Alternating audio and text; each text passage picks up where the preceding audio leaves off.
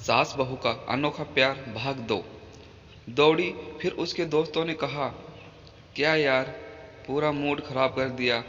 यहाँ नहीं बुलाया होता, हम किसी कहीं और पार्टी कर लेते। कैसी अनपढ़ गवार बीवी ला रखी है तूने। उसे तो मेहमानों की इज्जत और काम करना तक नहीं आता।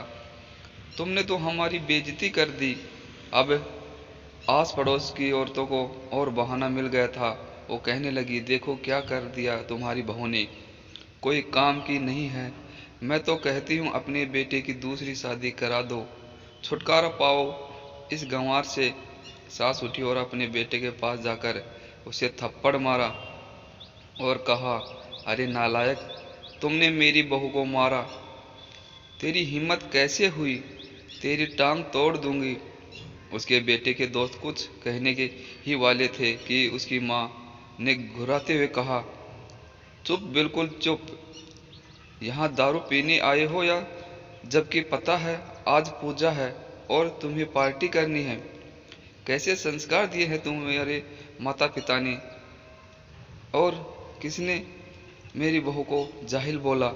जरा इधर आओ, चप्पल से मारूंगी अगर मेरी बहू को किसी ने शब्द भी कहा तो।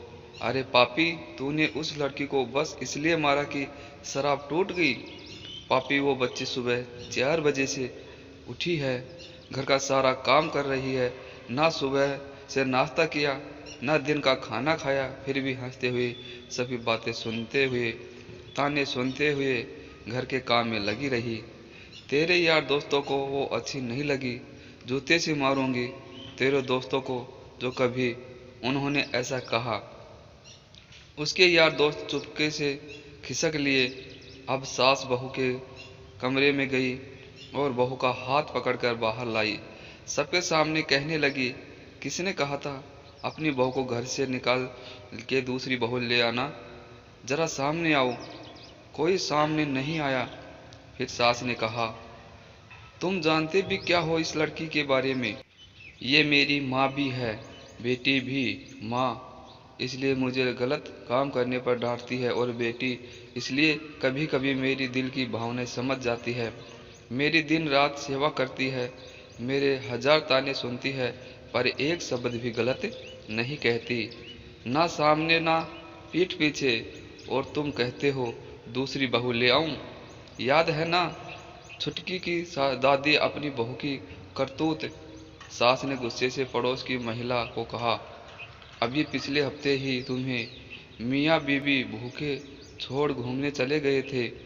मेरी इसी बहू ने 7 दिनों तक तुम्हारे घर पर खाना पानी, यहाँ तक कि तुम्हारे पैर दबाने जाती थी, और तुम इसे ही जाहिल बोलती हो। जाहिल तो तुम सब हो जो कोयले और हीरे में फर्क नहीं जानते।